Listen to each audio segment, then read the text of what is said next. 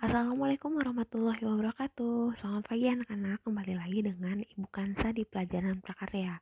Oke, langsung saja. Hari ini Ibu akan membahas tentang kerajinan berbasis media campuran, di mana Ibu akan membahas dua subbab ini. Yang pertama A, prinsip kerajinan berbasis media campuran, dan yang B, jenis dan karakteristik media campuran, seperti itu. Di pertemuan sebelumnya, mohon maaf Ibu salah memasukkan empat aspek prakarya.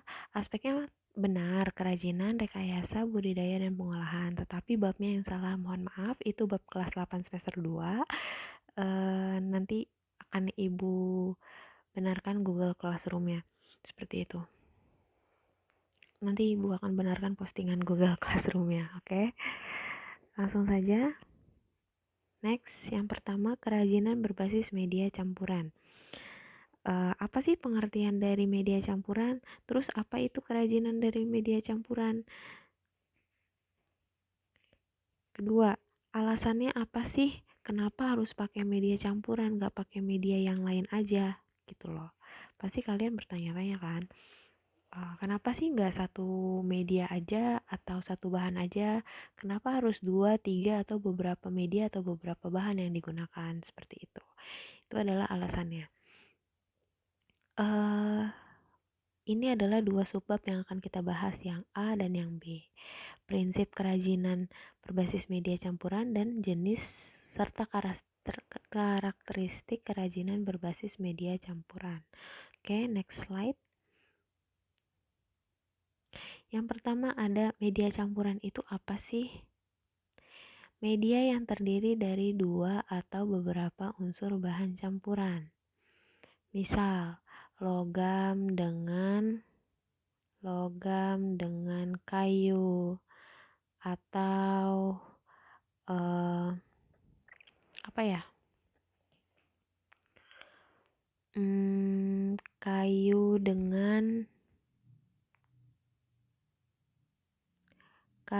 dengan plastik dan lain-lain. Ini adalah media campuran. Baru medianya saja, belum kerajinannya. Terus kalau kerajinan berbasis media campuran itu apa? Kerajinan yang terbuat dari suatu bahan utama yang ditambahkan bahan lain sebagai hiasan. Jadi bahan lainnya itu cuma sebagai hiasan, dan bahan lainnya itu tidak merubah fungsi kerajinan tersebut. Ingat ya, tidak merubah fungsi kerajinan. Misal ibu punya meja. Anggap saja ini meja ya. Nah, mejanya ini atasnya berbahan kaca. Sedangkan kerangka atau kakinya atau badannya, kerangkanya terbuat dari kayu. Ini bisa dikatakan sebagai kerajinan berbasis media campuran. KBMC seperti itu. Atau di sininya kaca tapi gagangnya itu kerangkanya itu bukan kayu tapi besi. Itu juga bisa dikatakan sebagai kerajinan berbasis media campuran. Oke, sampai sini paham ya? Jika ada yang ingin ditanyakan, silahkan ditulis di buku tulis prakarya masing-masing.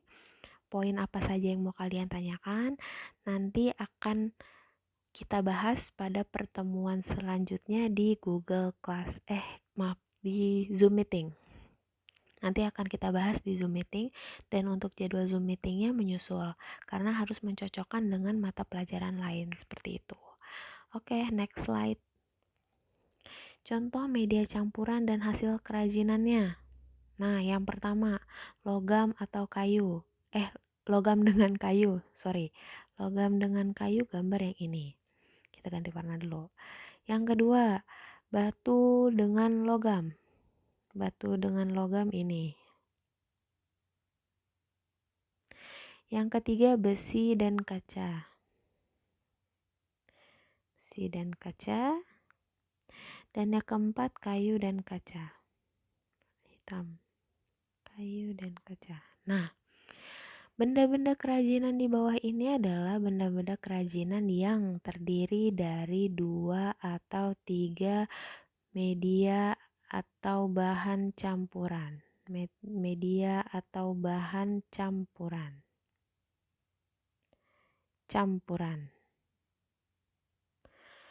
Karena satu benda ini terbuat dari beberapa bahan. Sampai sini paham? Paham ya?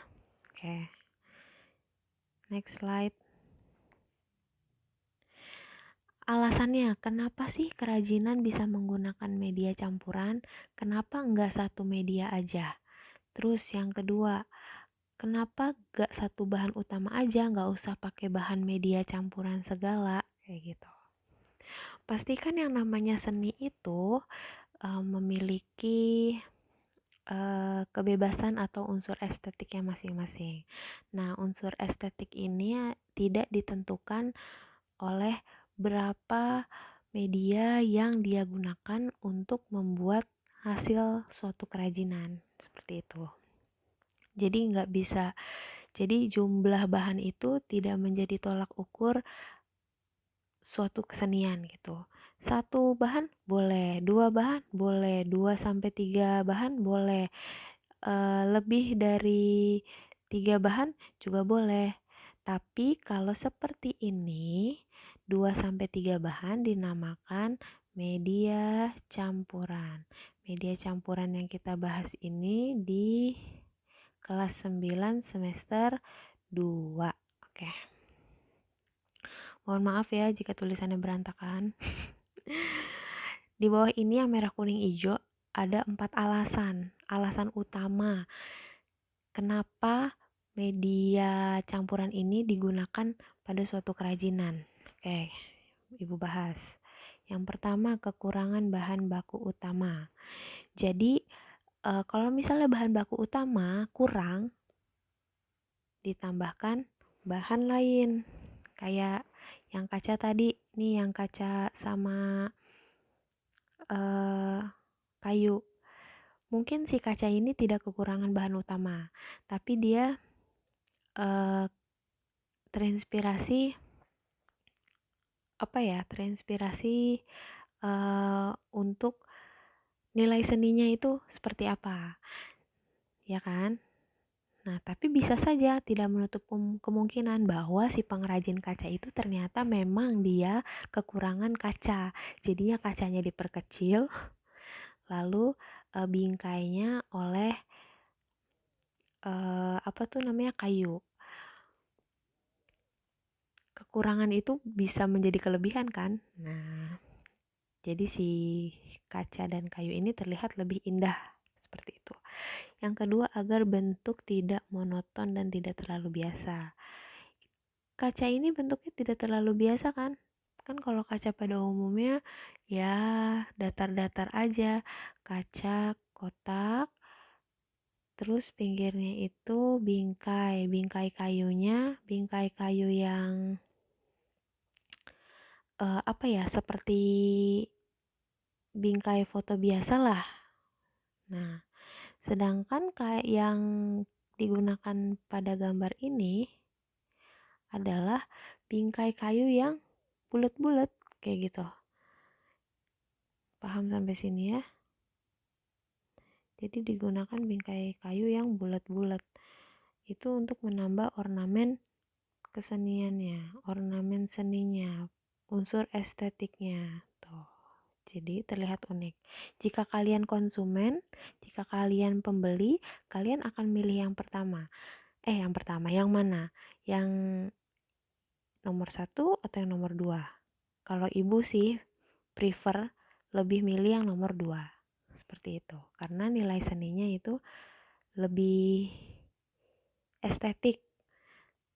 Bentuknya tidak monoton atau tidak terlalu biasa. Nah, sama nih kayak poin ketiga.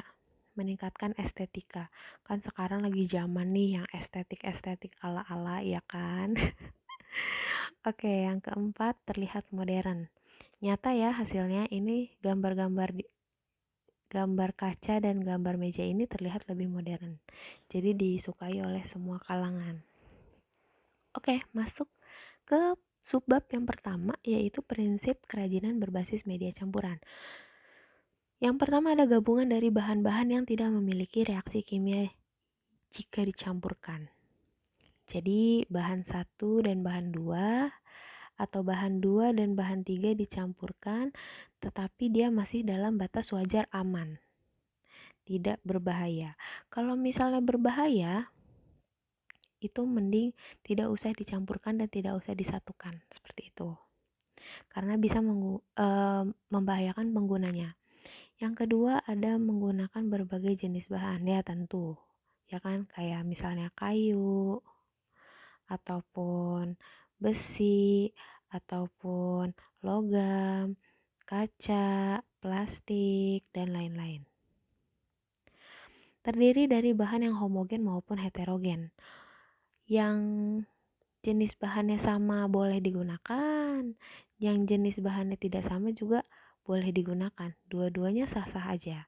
Misal apa sih bahan yang homogen dan heterogen? Misal campuran antara kayu dengan rotan. Ini bahan yang homogen. Kalau bahan yang heterogen, kayak apa sih? Ya kayu dan logam. Mereka ini berbeda, mereka heterogen. Seperti itu. Sah-sah saja selagi mereka aman dan tidak bahaya jika digunakan. Selanjutnya ada masing-masing bahan memiliki karakteristik. Ya jelas ya, bahan-bahan ini memiliki karakteristik masing-masing. Kayak kayu, karakteristiknya tuh kayak apa, dia punya lingkar tahun, dia terdapat di alam. Besi, dia karakteristiknya kayak apa. Besi kan ada apa yang bisa berkarat dan yang tidak berkarat. Kemudian logam itu ada logam mulia, ada tembaga, ada titanium, ada emas. Kalau kaca karakteristiknya itu mudah pecah, ya kan. Kemudian plastik itu dapat didaur ulang, tidak tembus cairan, seperti itu. Ingat ya, jika ada pertanyaan silahkan catat di buku tulis kalian masing-masing. Oke, next slide. Jenis dan karakteristik media campuran. Jenis dan karakteristik media campuran itu ada 5 jenis. Yang pertama batu. Batu itu karakteristiknya kayak gimana sih? Pertama, dia itu terdapat di alam. Yang kedua, dia bertekstur. Tekstur. Contohnya batu apa sih? Batu aki, batu alam, batu permata, dan lain-lain. Terus yang kedua, logam. Logam itu ciri-cirinya gimana sih? Berkilau, jelas. Berkilau. Yang kedua apa sih? Dia itu menghantarkan listrik dan panas. Logam itu bisa menghantarkan listrik dan panas. Jenis-jenis logam tuh apa sih? Ada emas, tahu ya emas ya, perak, titanium, tembaga, dan lain-lain. Kemudian plastik. Plastik itu karakteristiknya kayak gimana sih? Dapat didaur ulang. Daur ulang. Kemudian selain dapat didaur ulang, plastik ini punya kemampuan tidak tembus cairan. Hebat ya. Contohnya dari plastik apa sih? Botol, kresek atau plastik kresek, apalagi ya, gelas, perabot, dan lain-lain. Kemudian kalau kayu, sebentar. Kemudian kalau kayu, nih, kayu itu gimana sih? Dia mempunyai lingkaran tahun. Dia juga terdapat di alam. Contohnya kayu jati, kayu mahoni, kayu rotan, kayu nangka, dan lain-lain. Selanjutnya ada ini deh, keramik. Keramik itu karakteristiknya gimana sih? Terbuat dari tanah liat. Set. Oke, tanah liat. Biasanya mudah pecah dan rapuh seperti hati. Contoh dari keramik apa sih? Guci, gerabah, porselein, keramik ubin, lantai, dan lain-lain. Oke, sampai sini paham? Jika ada pertanyaan, silahkan tulis di buku tulis kalian masing-masing. Nanti akan kita bahas pada saat kita melakukan Zoom meeting. Oke, seperti itu ya anak-anak. Sampai sini dulu materi yang akan dibahas. Bab 1 itu mudah sedikit. Jadi kemungkinan bab 1 akan cepat. Yang sulit itu sepertinya bab 2. Bab 2 karena ada ornamen listriknya di situ. Oke, kita cukupkan pembelajaran kita hari ini. Jangan lupa untuk yang sudah menonton video, silahkan ketik nama kalian di kolom komentar. Oh iya, satu lagi, untuk jadwal Zoom menyusul, kemudian apa lagi ya, ibu lupa. Udah deh, itu dulu saja. Sampai jumpa di pertemuan selanjutnya. Assalamualaikum warahmatullahi wabarakatuh. Selamat pagi anak-anak.